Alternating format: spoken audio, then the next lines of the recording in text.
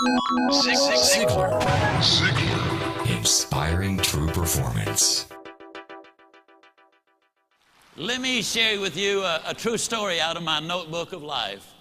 A number of years ago, got an incredible letter from a gentleman in Toronto with a substantial check in it. He said, my friend Steve Walker is following the wrong role model. He's working himself to death. His family is falling apart. His health is in danger. And he's modeling himself out of his boss. And he trusts you and respects you. If you will give us 1 hour, I will fly him to Dallas and give you this check. Wouldn't you love to have a friend like that? I sent the check back and I said, come on down. Steve and I had quite a little talk.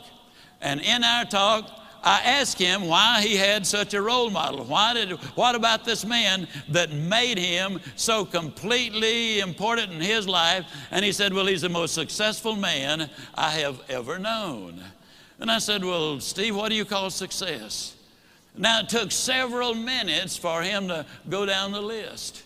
But the interesting thing is, though they're not in the same order that I have put them, or we list them now, these are the 8 things that he said he really considered to be successful. If a man was happy and healthy and at least reasonably prosperous and secure, if he had friends and peace of mind and good family relationship and the hope that the future is going to be better, he said, I'd consider that man as successful. Now I'm going to really encourage you to take some notes right here. And all I want you to do, and you'll be the only one that'll see it, somewhere right as I go down the list, write whether you get a plus on that one or a minus on that one. You'll be the only one to see it, but it might be an eye-opener. You see, most people never dare to evaluate really where they are. And you got to know where you are before you can really determine your chances of getting what you really want out of life. And so I said to Steve, I said, I understand that your boss is very important to you. You consider him to be successful. When he finally got through with the identification, as I said earlier, these were the 8 things that he said, I think that's important for success, to measure success.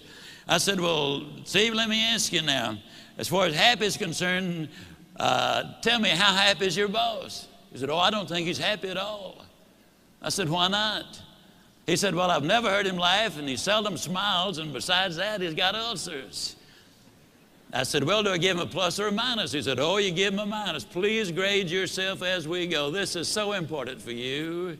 Then I said, that also tells me something about his health if he's got those ulcers. Do I give him a plus or a minus? He said, you give him a minus. I said, that also says something, Steve, about his peace of mind, because you don't get ulcers because of what you eat, but what's eating you. I said, do we give him a plus or a minus? He said, we give him a minus.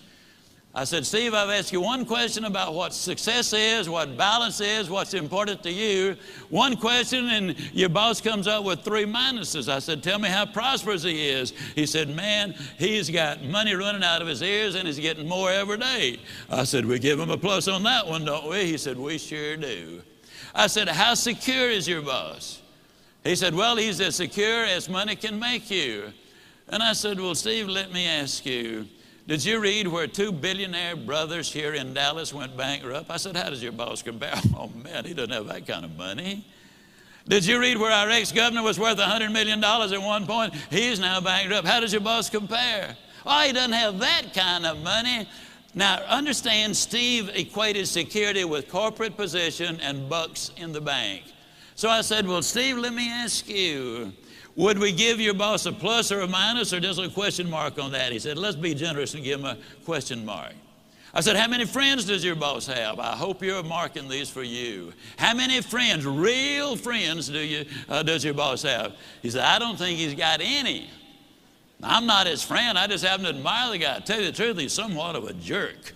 And I said, okay, we give him a minus on that one. I said, tell me about his family. And he said, well, his wife's divorcing him. Well, that one's easy to answer. I said, how much hope does he have for the future? He said, well, before I started talking to you, I thought he had a lot. But right now, I don't think he's got any. Why did that statement come forth? Because for the first time, he had evaluated it. That's what we need to do. Evaluate where we are. Are we investing our time properly, using our resources properly? What will the end results be? Well, then I said to Steve when that was over, we give him the minus there.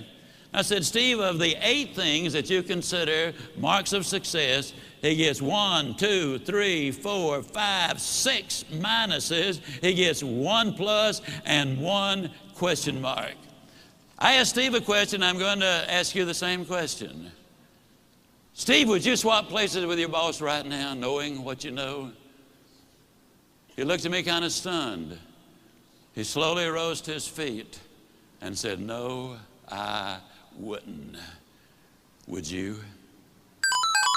Ziglar. Inspiring true performance.